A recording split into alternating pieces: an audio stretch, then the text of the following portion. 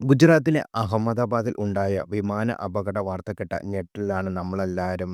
ഇന്നലെ ഉച്ചയോടെ രാജ്യത്തെ നടത്തിയ അപകടമുണ്ടായത്.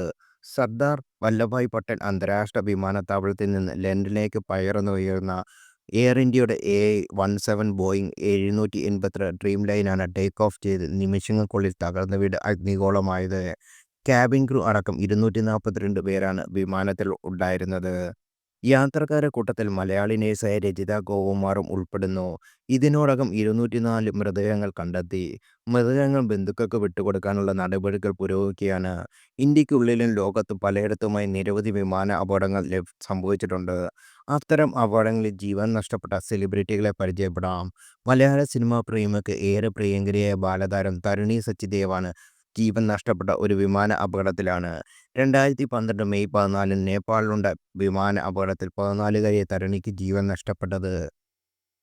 തരുണിക്കൊപ്പം അമ്മയായിരുന്നു ഉണ്ടായിരുന്നത്. രണ്ടുപേർക്കും ജീവൻ നഷ്ടപ്പെട്ടു. 14 വയസ്സുള്ള ബോളിവുഡ് അടക്കം അഭിനയിച്ച് കഴിഞ്ഞിരുന്നു തരുണി. ചൈൽഡ് മോഡലായിരുന്നു തുടക്കം.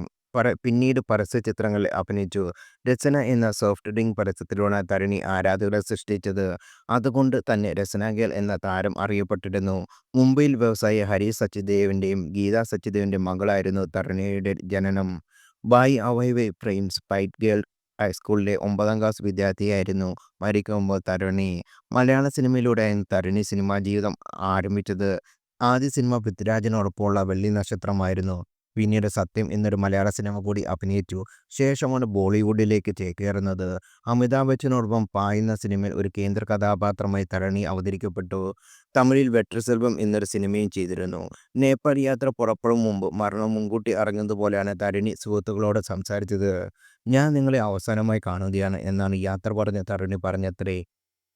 എന്തിനാണ് അങ്ങനെ പറയുന്നത് എന്ന് കൂട്ടുകാർ തിരികെ ചോദിച്ചപ്പോൾ തമാശയെന്നാണ് തരുണിയുടെ മറുപടി. പക്ഷേ കുട്ടിത്താരത്തിൻ്റെ വാക്കുകൾ അറം പറ്റിയതുപോലെ പിന്നീട് മരണവാർത്തയാണ് എത്തിയത്.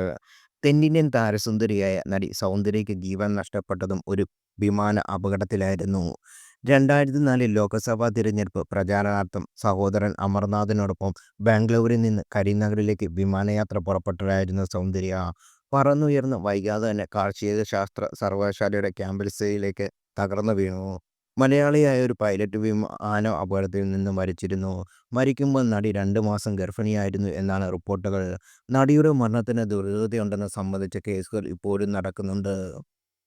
1985 എയർ ഇന്ത്യ വിമാനം 182 ഭീകരരെ വെടിവെച്ച് വീഴ്ത്തിയപ്പോൾ കൊല്ലപ്പെട്ടതിൽ ഒരാൾ നടൻ ഇന്ദ്രസ് താക്കൂറായിരുന്നു.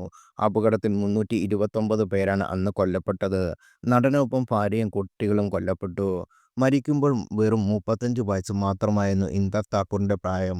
ഗായികയും നടിയുമായ ആലിയ മരിച്ചതും ഒരു വിമാന അപകടത്തിലാണ്.